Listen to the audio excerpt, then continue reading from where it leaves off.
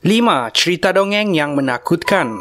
Mungkin anda dibesarkan dengan membaca cerita-cerita dongeng kanak-kanak seperti The Little Mermaid, The Sleeping Beauty dan Cinderella.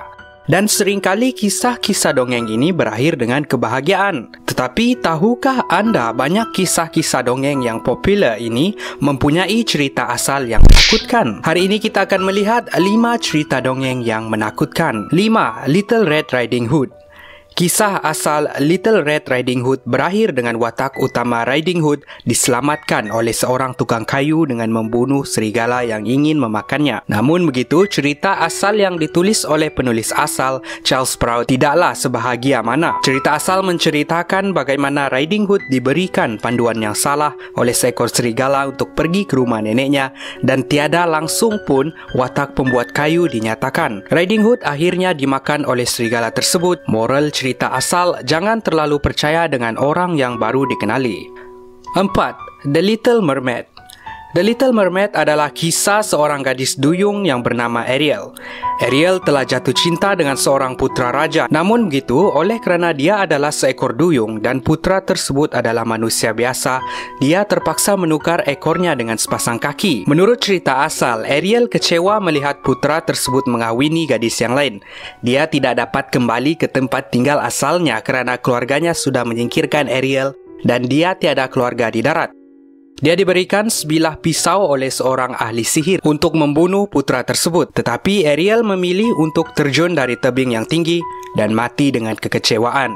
3. The Sleeping Beauty. Ramai yang tahu kisah The Sleeping Beauty, seorang putri cantik yang disumpah untuk tidur selama 100 tahun. Tidak sehingga seorang putra datang menciumnya, sumpahan tersebut pun terbatal dan mereka hidup dengan bahagia. Namun begitu jauh panggang dari api, cerita awal mengatakan yang The Sleeping Beauty telah dirogol oleh raja, iaitu bapanya sendiri yang ternoda dengan kecantikan putrinya itu. The Sleeping Beauty mengandung dan melahirkan anak semasa sedang tidur. Tidak sehingga anaknya menghisap jarinya barulah putri tersebut terbangun. 2. Hansel dan Gretel.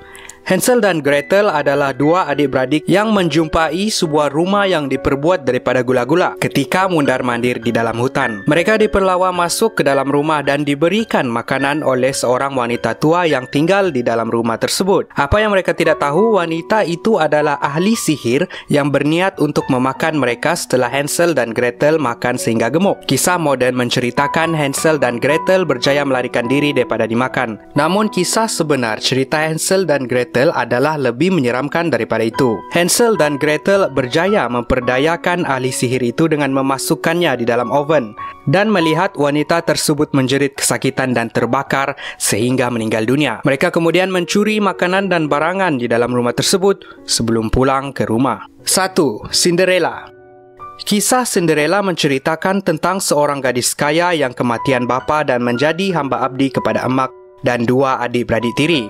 Pada suatu malam, dia diberikan pakaian yang cantik oleh seorang bidadari termasuk sepasang kasut kaca untuk pergi ke majlis tari di sebuah istana dan berjumpa dengan putra raja. Namun begitu, baju tersebut akan hilang selepas pukul 12 malam. Apabila mahu bergegas pulang, kasut kaca Cinderella tercabut dan putra raja tersebut menyimpannya. Sejak hari itu, putra raja mencari Cinderella dengan membawa kasut kaca dan dia akan mengahwini sesiapa yang boleh memakai kasut tersebut. Kisah asal menceritakan bagaimana adik-beradik tiri Cinderella memotong kaki mereka supaya mereka dapat memakai kasut kaca Cinderella. Malang bagi dua adik-beradik tiri Cinderella, helah mereka diketahui dan mereka dihukum oleh putra raja dengan mengarahkan burung merpati untuk mematuk mata mereka sehingga buta. Adik-beradik tiri Cinderella akhirnya hidup sebagai pengemis yang buta. Terima kasih kerana menonton segmen Kupi-Kupi Fakta. Kami akan memuat naik video fakta pada pukul 8 pada setiap hari. Pastikan anda like dan share jika anda rasa video ini bermanfaat. Like laman sosial kami, subscribe ke saluran ini. Kupi-kupi dulu bah.